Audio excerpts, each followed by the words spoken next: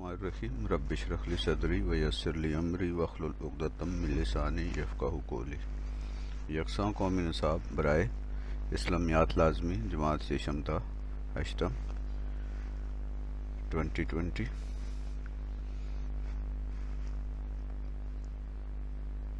हुकूमत पाकिस्तान का निसाब का जो शोबा है, निसाब की जो काउंसिल है, वो नया निसाब जिसे हम यकसां निसाब कहते हैं पूरे पाकिस्तान के लिए बनाने के प्रोसेस में है। नर्सरी प्रेप से लेके यानी प्री स्कूल से लेके 5वीं तक का ये निसाब बन चुका है, जबकि 6वीं से 8वीं तक का निसाब अभी इब्तदाई मराहिल में है। इस वक्त हमारे सामने करिकुलम काउंसिल का तैयार करदा हुआ ज़ीरो ड्राफ्ट है। इसमें बहुत सी बातें की गई हैं जिन पे हम बात करेंगे, लेकिन आज मैं बात कर रहा हूँ कि जो मुसन्निफ़ीन हैं वो जब किताब तैयार करेंगे इस्लामियात की और असातिज़ा जब ये किताब पढ़ाएंगे तो वो कौन से रहनुमा उसूल हैं जिनको उन्हें सामने रखना है ताकि इस्लामियात की तालीम व तदरीस के मकासद हासिल किए जा सकें। मैं हूं डॉक्टर मोहम्मद नसीर कियानी और बात करनी है आज कि इस्लामियात की जो कुतब हैं उनकी तैयारी और उनकी तदरीस में किन बातों का और किन उसूलों का ख्याल। सबसे पहले हम समझते हैं कि निसाब होता क्या है। तो निसाब में सबसे पहली चीज़ जो होती है वो है तालीमी और तदरीसी मकासद, जिन्हें ऑब्जेक्टिव्स कहते हैं, इंस्ट्रक्शनल ऑब्जेक्टिव्स। ये बुनियाद है निसाब की। सारा निसाब इन तालीमी और तदरीसी मकासद की बुनियाद पर बनता है और इन्हीं तालीमी और तदरीसी मकासद को हासिल करने के लिए ये सारा अमल किया जाता है। निसाब बुनियादी तौर पर 4 अनासर पे 4 एलिमेंट्स पर मुश्तमिल होता है। उसमें सबसे पहला और इंतहाई ज़रूरी और मरकज़ी जो अंसर है वो है तालीमी और तदरीसी मकासद या इंस्ट्रक्शनल ऑब्जेक्टिव्स। इन इंस्ट्रक्शन ऑब्जेक्टिव्स को हासिल करने के लिए नफ्स मज़मून या कंटेंट तैयार किया जाता है या वो सिलेक्ट किया जाता है, उससे मुंतखब किया जाता है, फिर उसे तरतीब दिया जाता है और इसको एक ख़ास तरीके से मुनज़्ज़म करके किताब की शक्ल में पेश किया जाता है। और ये किताब या नफ्स मज़मून उन तालीमी और तदरीसी मकासद को सामने रखते हुए तैयार किया जाता है और हर मज़मून का नफ्स मज़मून अलग होगा, क्योंकि हर मज़मून के तालीमी और तदरीसी मकासद अलग होते हैं, इसलिए नफ्स मज़मून भी अलग है। फिर इस नफ्स मज़मून को पढ़ाने के लिए यानी तालीमी और तदरीसी मकासद के हुसूल के लिए जो नफ्स मज़मून मुंतखब किया गया, उसको पढ़ाने के लिए एक या एक से ज़्यादा तदरीसी तरीके, टीचिंग मेथड्स भी होते हैं। एक निसाब में इन टीचिंग मेथड्स का भी तयन होता है और ये तय किया जाता है कि ये नफ्स मज़मून, ये टॉपिक, ये कंसेप्ट किस तरीके से पढ़ाया जाएगा, उसके लिए क्या एक्टिविटीज़ की जाएंगी, लेक्चर दिए जाएंगे, प्रैक्टिकल करवाए जाएंगे, कुछ अमली काम करवाए जाएंगे, प्रोजेक्ट का तरीका इस्तेमाल किया जाएगा। तो बहुत से तालीमी और तदरीसी तरीके हैं जिनको इस्तेमाल करते हुए उस्ताद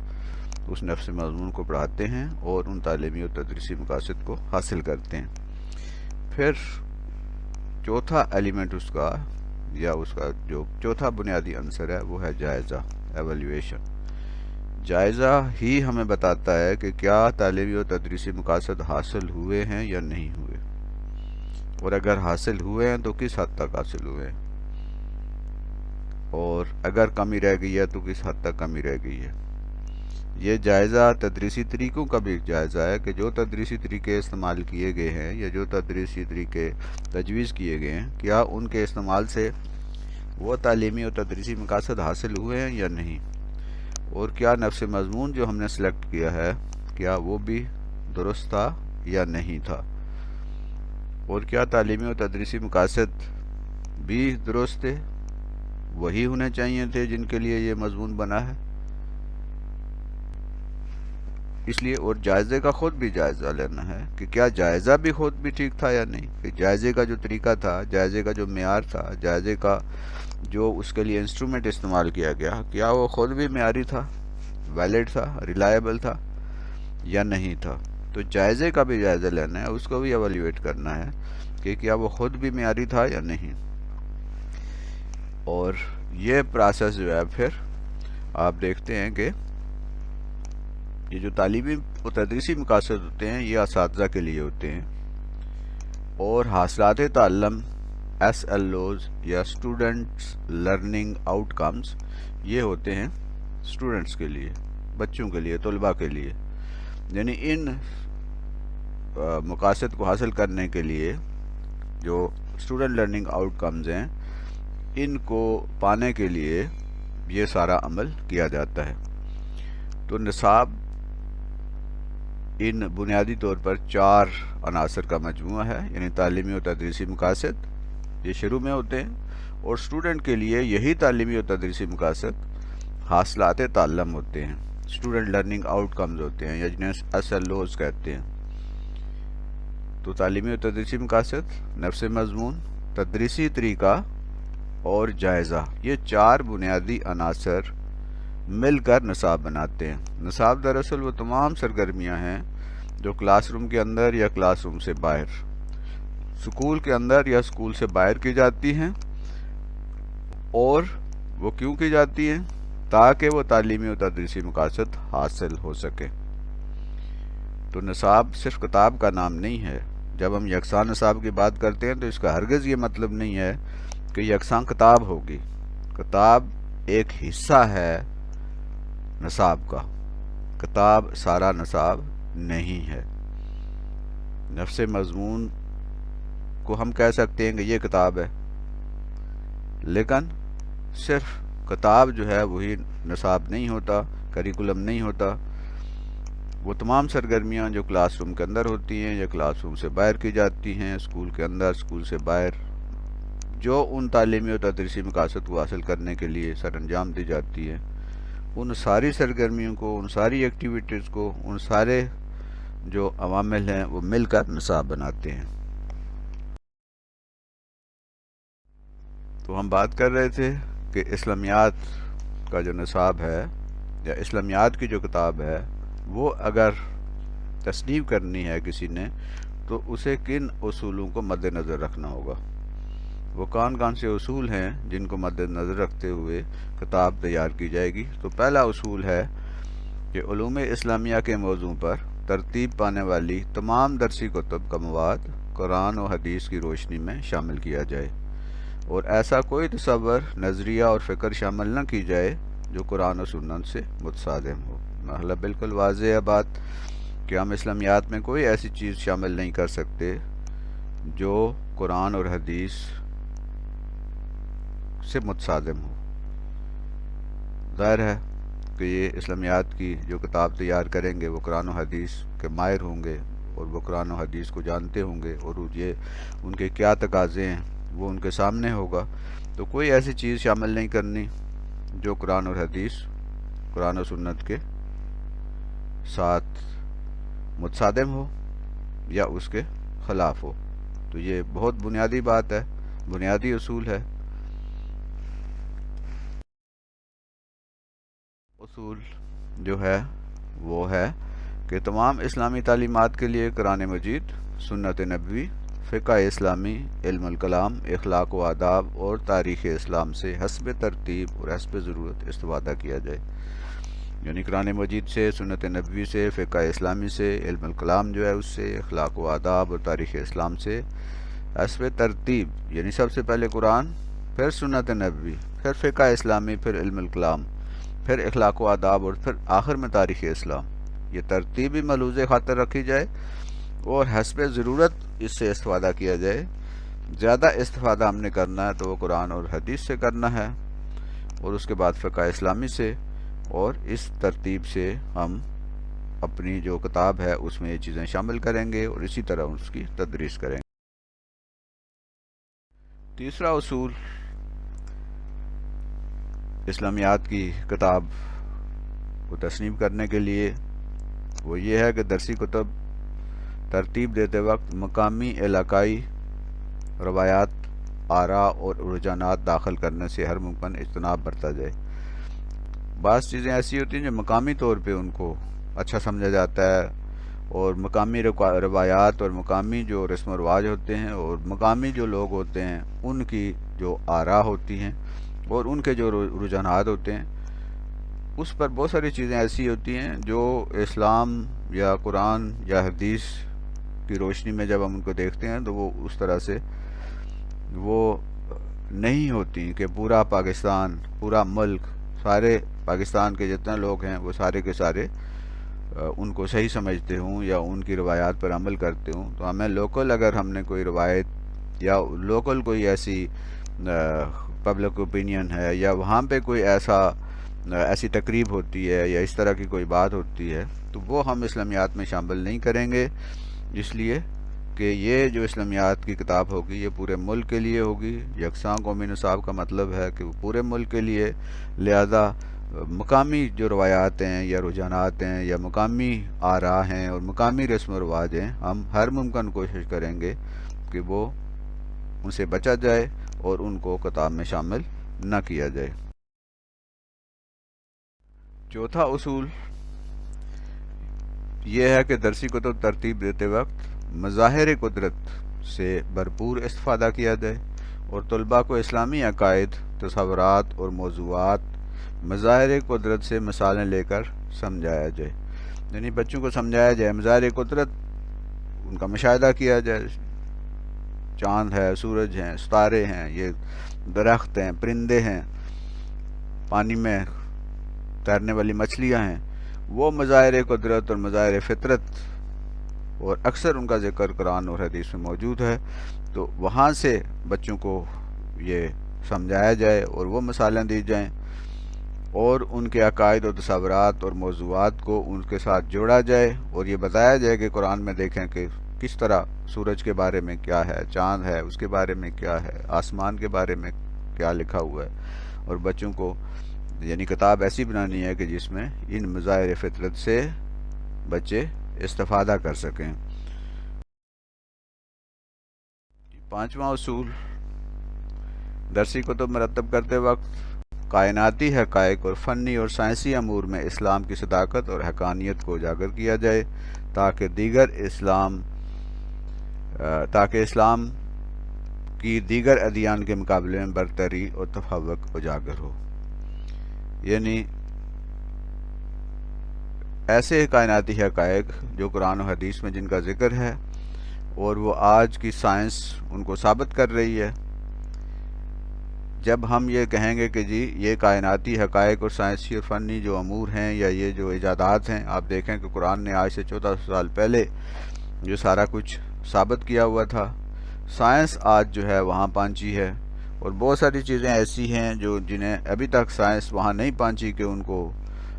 ثابت کیا جا سکے، یعنی یہ سائنس ابھی اس علم سے پیچھے ہے جس میں قرآن اور حدیث میں جو علم دیا گیا ہے۔ تو اور دیگر ادیان کا بھی یہ موازنہ کیا جائے کہ ان کے اندر کیا ایسی چیزیں ہیں کہ وہ محض ایک محدود حلقے کے اندر وہ مذاہب جو ہیں وہ بند ہو گئے ہیں، جبکہ اسلام کائناتی حقائق اور فنی اور سائنسی امور کو بھی ثابت کرتا ہے اور ان کے بارے میں بات کرتا ہے اور تفکر اور تدبر کرنے کا ہمیں حکم دیتا ہے۔ تو اس طرح یہ بچوں کے ذہن میں یہ ہو کہ ہمارا دین جو ہے وہ اسلام کتنا بہتر ہے اور باقی ادیان جو ہے ان کے مقابلے میں اس کو برتری حاصل ہے۔ تو یہ ہمارے مسلمان بچوں کے اندر یہ اعتماد پیدا ہو کہ اسلام محض رسم و رواج کا نام نہیں ہے، محض چند عبادات کا نام نہیں ہے، بلکہ یہ ایک مکمل ضابطۂ حیات ہے، ایک مکمل زندگی ہے جس میں سائنس اور ٹیکنالوجی بھی ہے، جس میں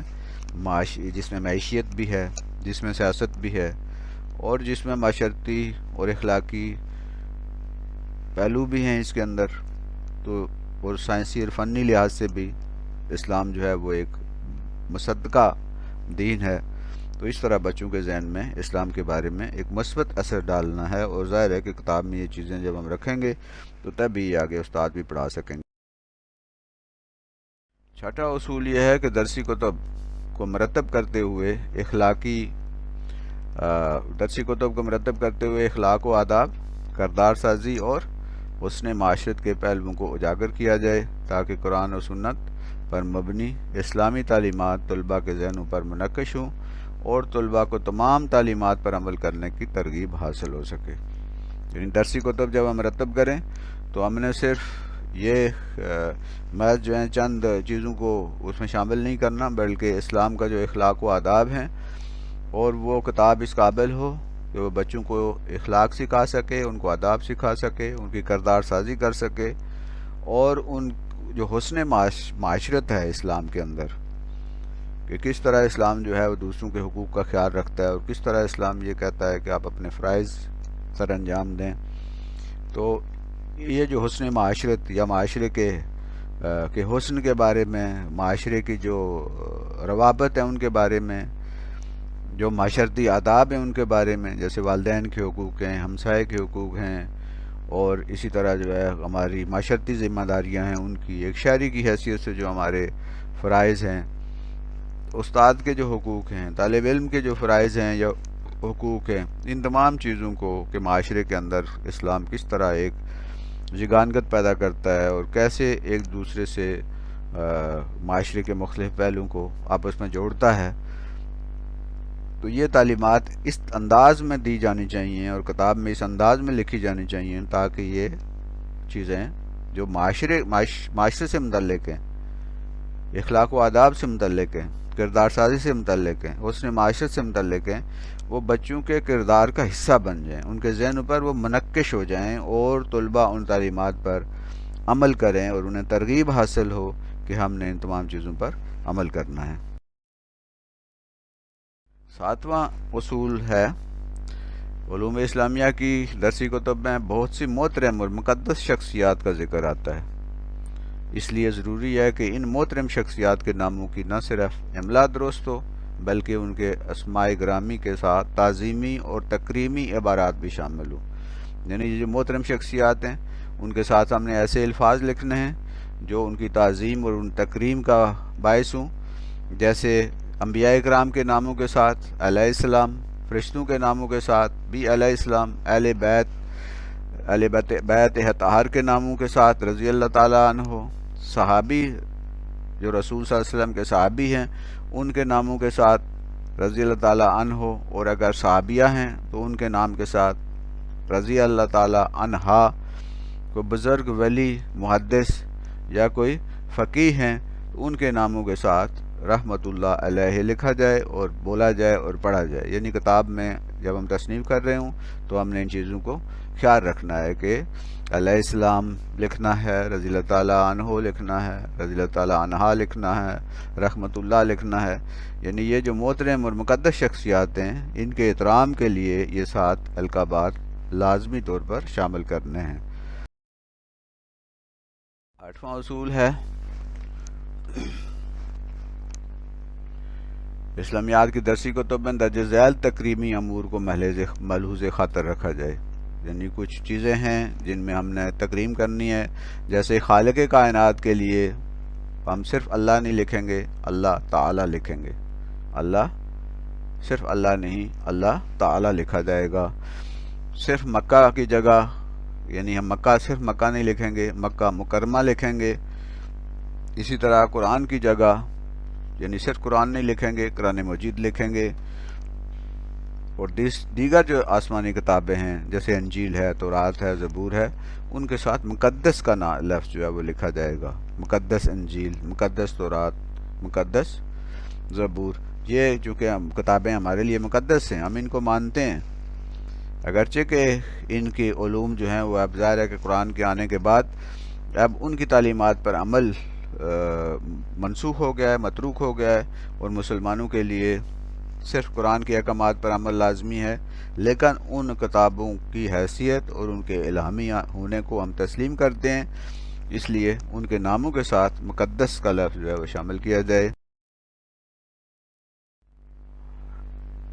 نامہ اصول ہے کہ علوم اسلامیہ کی درسی کتب میں قرآن و حدیث کے عربی زبان کے اقتباسات درست نقل کیے جائیں، یعنی جہاں کہیں قرآن و حدیث کی عربی عبارت ہوگی وہ بالکل صحیح اس کو لکھا جائے اور اقتباسات اس کے ساتھ اس کے حوالے دیے جائیں اس انداز میں، جیسے کوئی آیت ہے سورہ بقرہ کی آیت نمبر 31 تو ساتھ بریکٹ میں البقرہ اور آیت نمبر 31۔ اسی طرح صحیح بخاری سے ہم نے کوئی حدیث لی ہے تو صحیح بخاری اور کتاب اس کی کتاب الفتن ہے، یا اسی طرح حدیث نمبر اور یہ چیزیں جو ہیں باقاعدہ حوالے دے کر ان کو درج کیا جائے، اور کوئی ایسی چیز نہ درج کی جائے جس کے حوالے موجود نہ ہوں، تاکہ ہم کوئی ایسی چیز نہ لکھ دیں کہ اسے حدیث سمجھ کے بچے اس کو سمجھیں کہ حدیث ہے اور وہ اصل میں حدیث نہ ہو۔ تو قرآن کی آیت جب ہم کوٹ کریں گے، لکھیں گے یا حدیث لکھیں گے یا اس طرح کی اور کوئی ایسی بات جو کہ اہمیت رکھتی ہے، تو ساتھ اس کا حوالہ ضرور دینا ہے۔ 10واں اصول ہے درسی کتب مرتب کرتے وقت کتاب کے ہر سبق کے آخر میں طلباء کو ایسا پیغام دیں کہ وہ ان کی عملی زندگی میں کام آ سکے، یعنی جب ہم سبق ختم کریں تو سبق کے آخر میں ایک ایسا میسج، ایک ایسا پیغام بچوں کے لیے ہونا چاہیے تاکہ وہ اس میسج کو، اس پیغام کو اپنی عملی زندگی میں اسے استعمال کر سکیں اور ان کی عملی زندگی پر اس کا اثر ہو۔ تو ہر سبق کے آخر میں 1 2 3 کوئی پیغام دیے جائیں بچوں کو، میسج دیے جائیں تاکہ بچے اپنی زندگی کو اس کے مطابق گزار سکیں اور ان پر، ان کی زندگیوں پر ان کی کردار سازی ہو سکے اور ان کی زندگیوں پر اثر پڑ سکے۔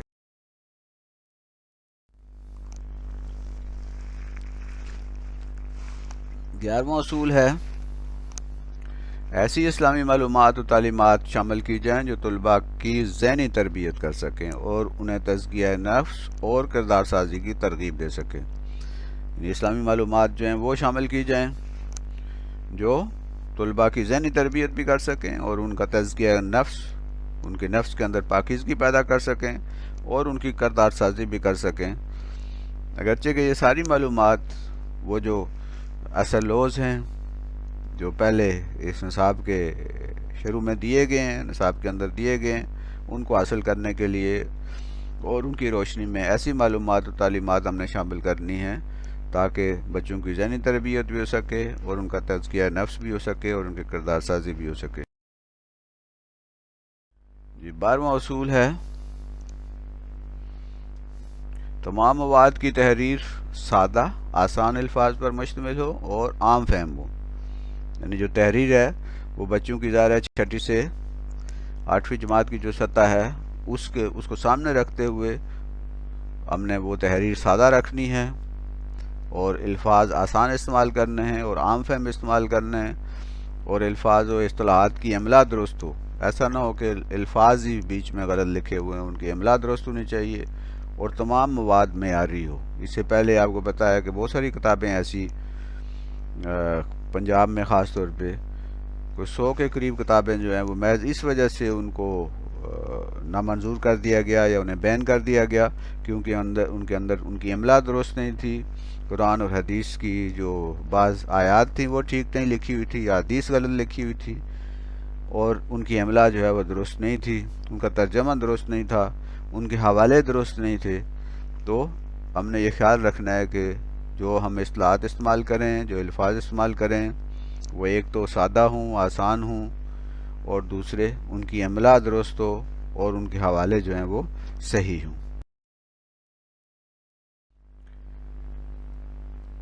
13واں اصول یہ ہے کہ عنوانات اور ذیلی عنوانات مناسب جلی الفاظ میں تحریر ہوں، یعنی یہ جو عنوانات ہیں اور ذیلی عنوانات ہیں یہ واضح کر کے، موٹے کر کے یہ لکھے جائیں تاکہ پتہ چلے کہ یہ عنوانات ہیں اور یہ تحریر سے الگ نظر آئیں۔ 14واں اصول ہے موضوعات کو مختصر اور مناسب پیراگراف میں تقسیم کیا جائے اور اپنا مکمل اور واضح تصور رکھتے ہوں، یعنی جو موضوعات ہیں ان کو مختصر رکھا جائے، اور موضوعات اس کے بعد ان کو مناسب جو پیراگراف ہیں ان میں تقسیم کیا جائے، اور وہ پیرے جو ہیں وہ بھی مختصر رکھے جائیں اور وہ مکمل ہوں اور واضح ہوں، یعنی ان میں کوئی چیز ایسی نہ ہو کہ جو ابہام پیدا کرتی ہو۔ 15واں اصول، سبق میں دی جانے والی تعلیمات اور معلومات کا موجودہ دور کے حالات سے ربط ہو تاکہ طلباء آج کے دور میں ایک مفید فرد بن سکیں، یعنی جو تعلیمات دی جائیں وہ آج کے دور سے مطابقت رکھتی ہوں، وہ آج کے مسائل کے بارے میں ہوں، ان میں مثالیں وغیرہ جو ہیں آج کے دور کی دی جائیں، تاکہ بچے صرف کتاب کو اور حدیثوں کو اور قرآن کی آیات کو اور دوسری معلومات کو صرف رٹا ان کا نہ لگائیں، بلکہ ان کو سمجھیں اور ان کے مطابق اپنی زندگیوں کو ڈھال سکیں، اور آج کے دور میں جن چیزوں کی ضرورت ہے اس کے مطابق وہ اپنی زندگیوں کو ڈھال سکیں اور آج کے معاشرے کا وہ ایک مفید فرد بن سکیں۔ تو اس کا ہم نے خیال رکھنا۔ 16واں اصول ہے، درسی کو تو مرتب کرتے ہوئے فاضل مصنفین نے کتاب ان حدود میں رہ کر مکمل کرنے کی کوشش کریں۔ چھٹی جماعت کی جو کتاب ہوگی وہ 100 سے 110 صفحات پر مشتمل ہوگی، ہفتم جماعت کی جو کتاب ہوگی وہ 110 سے 120 صفحات، یعنی کم از کم 110 اور زیادہ سے زیادہ 120 صفحات پر یہ مشتمل ہو سکتی ہے۔ جماعت اشتم کی کتاب 120 سے 130 صفحات ہو سکتے ہیں، اگرچہ کہ اس میں الفاظ بھی شامل ہونے چاہیے تھے کہ کتنے ہزار الفاظ جو ہیں وہ اس کے اندر کم از کم کی اور زیادہ سے زیادہ کی حد کی جا سکتی ہے، صرف صفحات سے بات پوری واضح نہیں ہوتی۔ اگر ہم صفحات اور پھر صفحات کا سائز کیا ہوگا یہ بھی یہاں واضح ہونا چاہیے کہ صفحات کا سائز کیا رکھنا ہے، اور اس کے بعد اس کے ہر صفحے کے اوپر جو ہے وہ کتنے الفاظ ہوں گے۔ اگر یہ ایسا ہوتا تو زیادہ بہتر ہوتا، لیکن بہرحال ان 100 سے 110 صفحات میں چھٹی اور 110 سے 120 صفحات تک اور 107ویں اور 130 صفحات تک 8ویں کی کتاب ہم نے اس کو محدود رکھنا ہے،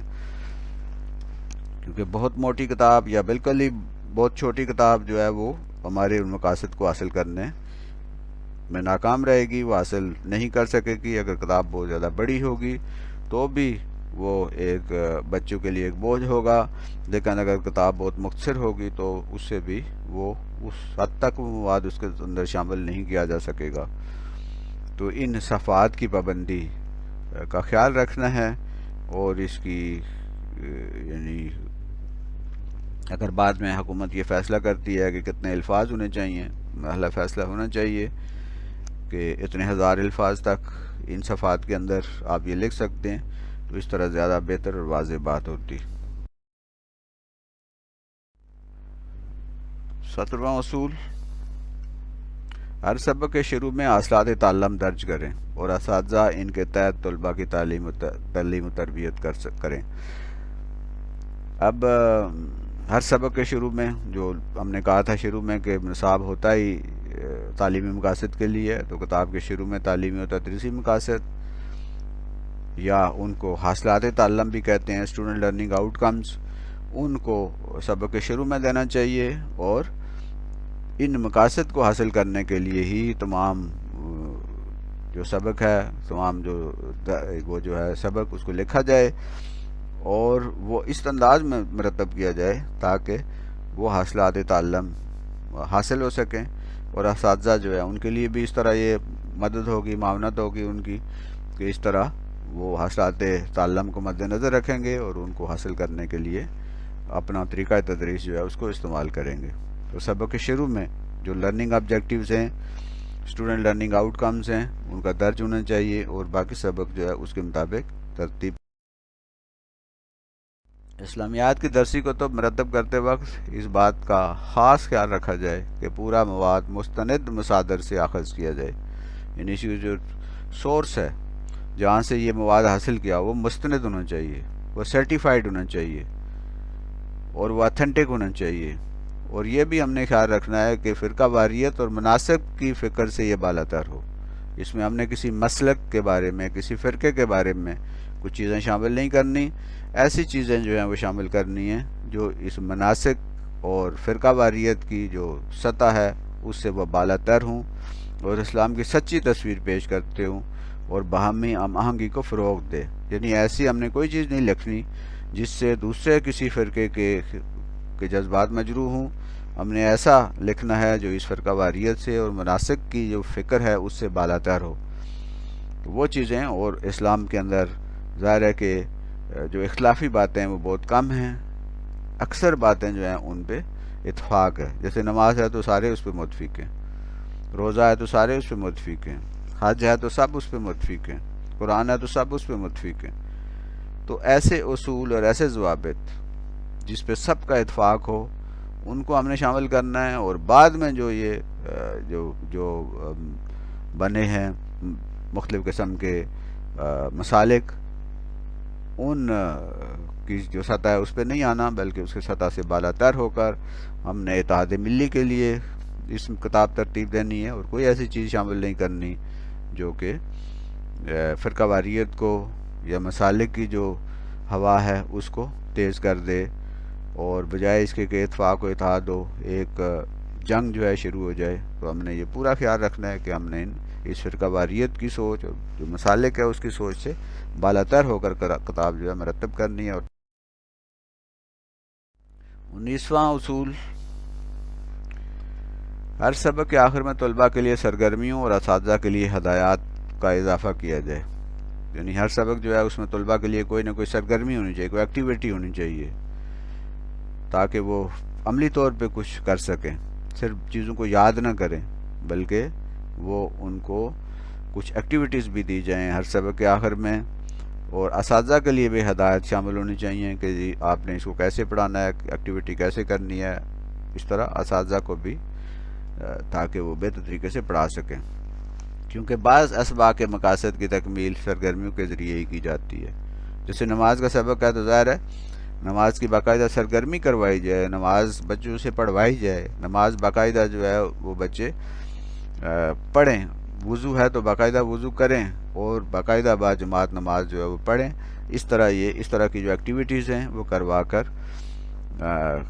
ہی بہتر طریقے سے اسلامیات کی تدریس ہو سکتی ہے، جو طلباء کے لیے سرگرمیاں بھی ہوں اور اساتذہ کے لیے ہدایات بھی ہوں۔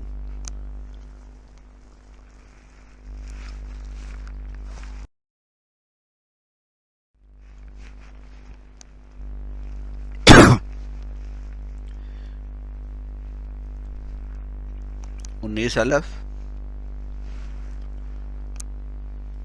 طلباء کے لیے ایسی سرگرمیاں شامل ہوں جو انہیں اسلامی تعلیمات پر عمل کرنے کی ترغیب دیں، جیسے بڑوں کی عزت، غریبوں کی مدد، صفائی کا خیال، عبادت کی ترغیب۔ یہ ایسی سرگرمیاں شامل ہونی چاہیے اس کے اندر، کتاب کے اندر۔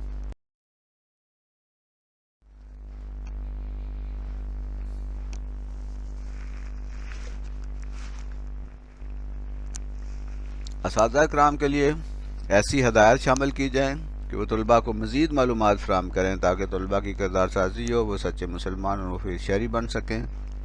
مثلا طلباء کو وضو اور نماز کا طریقہ گھر یا مسجد سے سیکھنا ہے کی ترغیب دیں، تو ایسی سرگرمیاں بھی دیں۔ اساتذہ کو ہدایت دی جائیں کہ وہ یہ معلومات بچوں کو فراہم کریں اور طلباء کی کردار سازی میں اس انداز میں کریں کہ وہ سچے اور پکے مسلمان بن جائیں اور اس ملک کے، اس معاشرے کے مفید شہری بھی بن جائیں۔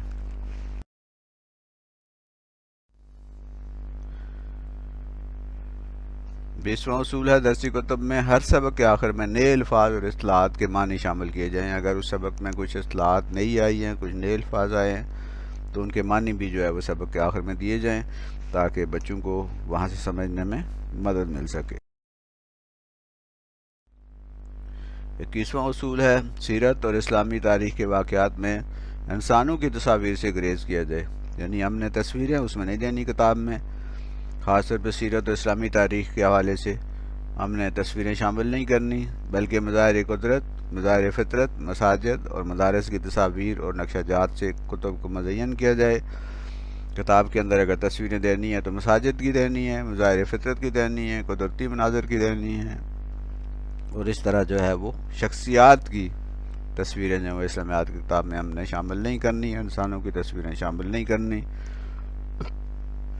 اور خاص طور پر سیرت اور اسلامی تاریخ میں یہ تصویر جو ہے وہ کوئی بھی شامل نہیں کرنی۔ اگر کہیں پر کتاب کو مزین کرنا ہے، خوبصورت بنانا ہے، تو اس کے لیے مظاہر فطرت ہو سکتے ہیں، پہاڑ ہو سکتے ہیں، میدان ہو سکتے ہیں، دریا ہو سکتے ہیں، اور اسی طرح دوسرے قدرتی مناظر ہو سکتے ہیں، مساجد کی تصاویر ہو سکتی ہیں، مدارس جو ہیں ان کی تصاویر ہو سکتی ہیں، نقشہ جات ہو سکتے ہیں۔ تو کتاب کو ان سے مزین کرنا ہے اور انسانی تصویروں سے۔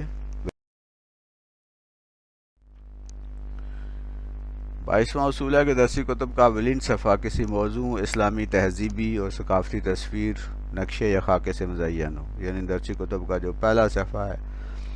یا جسے ہم ٹائٹل پیج کہتے ہیں، وہ اس کے اوپر کوئی اسلامی تہذیب اور ثقافت کی تصویر ہو، کوئی نقشہ ہو، کوئی خاکہ ہو۔ اور یہاں بھی یہ اصول رکھنا ہے، ہم نے خیال رکھنا ہے کہ ہم نے کسی انسان کی تصویر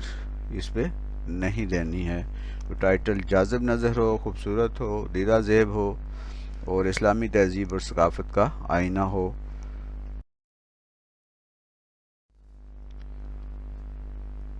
جی 23واں اصول ہے کہ درسی کتب میں جمیل نوری نستعلیق فانٹ استعمال کیا جائے، یعنی یہ جو لکھائی ہے یہ جمیل نوری نستعلیق ہو۔ جیسے یہ آپ کے سامنے جو اس وقت تحریر سامنے آ رہی ہے، یہ نوری جمیل نوری نستعلیق ہے۔ تو جمیل نوری نستعلیق جو ہے وہ خط استعمال کرنا ہے، اور فانٹ سائز جو ہے وہ بھی مناسب ہونا چاہیے۔ عام طور پہ 12 یا 14 جو ہے فانٹ سائز ہوتا ہے۔ تو ہم نے ان چیزوں کا خیال رکھنا ہے کہ اگر ہم کوئی دوسرا فانٹ استعمال کریں گے تو وہ اس کی اجازت نہیں ہے، اور بچے اس کو پڑھنے میں بھی ظاہر ہے کہ وہ نہیں پڑھ پائیں گے۔ اس لیے جمیل نوری نستعلیق جو ہے اس کو استعمال کرنا ہے، اردو کے اس فانٹ۔ 24واں اصول ہے ہر کتاب قومی نصاب کے عین مطابق ترتیب دی جائے، یعنی جو اسلامیات کی کتاب ہے، نہ صرف اسلامیات کی بلکہ باقی کتب بھی ہم نے جو قومی نصاب ہے، نیشنل کریکولم ہے، اس کی روشنی کے عین مطابق اور اس کے اصولوں کے عین مطابق اور اس کے اندر رہتے ہوئے ترتیب دینی ہے۔ ہم نے کوئی ایسی چیز اس میں شامل نہیں کرنی جو اس قومی نصاب جو ہے اس کے خلاف ہو یا اس کے اصولوں کے خلاف ہو۔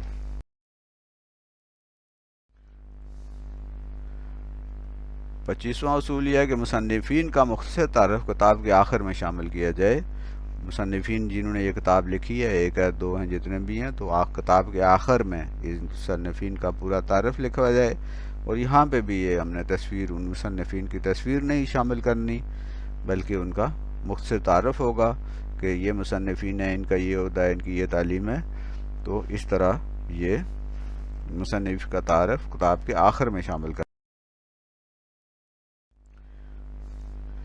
26واں اصول ہے کہ سیرت نبی یعنی سیرت رسول صلی اللہ علیہ وسلم کے باب میں صرف سیرت النبی حضرت محمد صلی اللہ علیہ وسلم خاتم النبیین صلی اللہ علیہ وسلم کے واقعات دیے جائیں، غیر ضروری امور سے اجتناب کیا جائے۔ یعنی سیرت،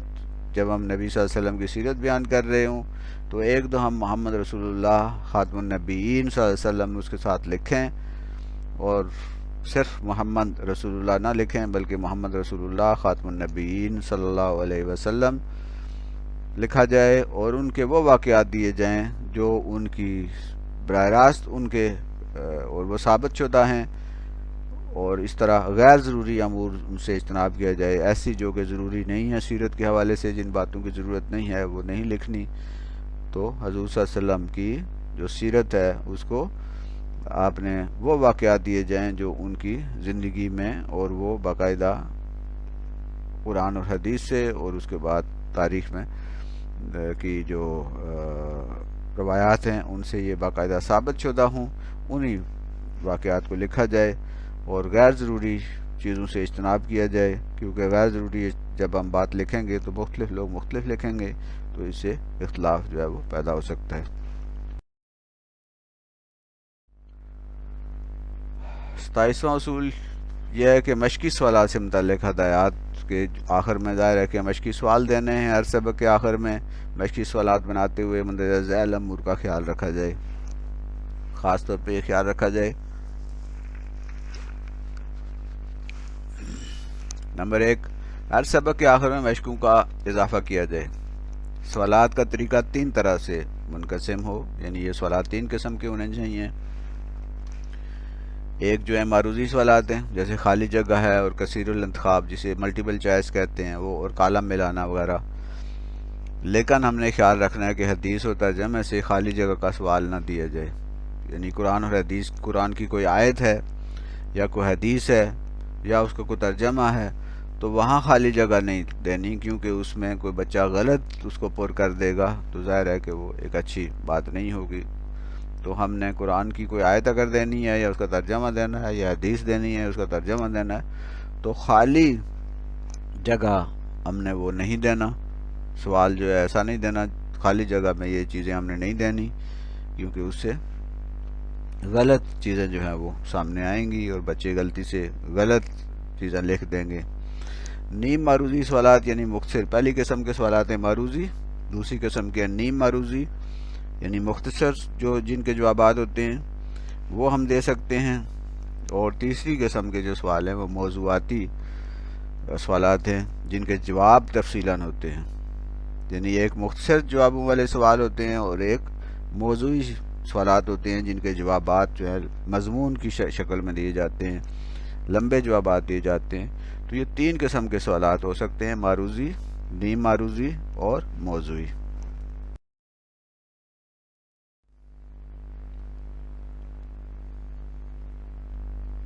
تو بچوں کی یادداشت اور معلومات کی صلاحیت کو مد نظر رکھنے کے ساتھ ساتھ تفہیم اور اطلاق کو بھی مد نظر رکھا جائے، یعنی صرف بچوں کی یادداشت کو اور معلومات یاد کرنے کی جو صلاحیت ہے صرف اسی کو نہ ٹیسٹ کیا جائے مشقوں میں، بلکہ ان کی تفہیم اور وہ اس کی اپلیکیشن یعنی اس کا اطلاق کیسے کتنا کر سکتے ہیں، ایسے سوالات بھی دیے جائیں جس سے یہ پتہ چلے کہ بچوں کی تفہیم ہوئی ہے، کیا وہ اس کو اپلائی بھی کر سکتے ہیں، اس کا اطلاق بھی کر سکتے ہیں یا نہیں۔ یعنی صرف رٹا لگانے والے، یاد کرنے والے سوالات نہ دیے جائیں، بلکہ تفہیم اور جو اطلاق ہے لاگو کرنے کا یا اپلائی کرنے کا معلومات کو، وہ بھی ایسے سوالات ہوں جہاں وہ بھی چیک ہو سکیں۔ سوالات طلباء کی ذہنی سطح کے مطابق مقررہ اسباق میں سے پوچھے جائیں، یعنی جو بچوں کی سطح ہے، 6ٹھی کی ہے، 7ویں کی، 8ویں کی، تو ہم ایسے سوالات پوچھیں جو ان کی ذہنی سطح کے مطابق ہوں، اور وہ زیادہ تر سوالات ہم ان حاصلات تعلم سے ہم اخذ کریں، وہاں سے نکالیں تاکہ ہمیں اندازہ ہو سکے کہ یہ جو تعلم کے حاصلات تھے، اسٹوڈنٹ لرننگ آؤٹ کمز تھے، وہ بھی حاصل ہوئے یا نہیں ہوئے۔ تو سوالات حاصلات تعلم سے بنائے جائیں اور وہی سے اخذ کیے جائیں۔